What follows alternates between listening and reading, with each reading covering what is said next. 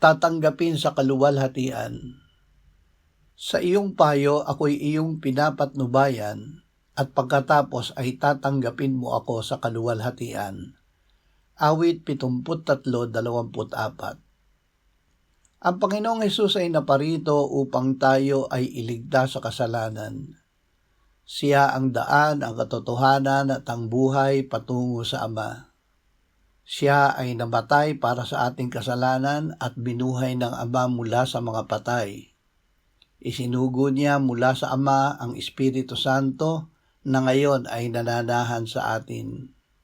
Tayo ay pinapatnubayan ng Espiritu Santo at sa pagbabalik ng Panginoong Hesus ay dadalhin niya tayo sa piling ng Diyos magpakailanman. Ama, bigyan mo kami ng kamalayan na ikaw ay lagi naming kasama. Susunod kami sa patnubay ng Espiritu Santo na manatili kami sa iyong anak na si Jesus hanggang sa kanyang pagbabalik upang kami ay isama magpakailanman sa iyong kaluwalhatian. Amen.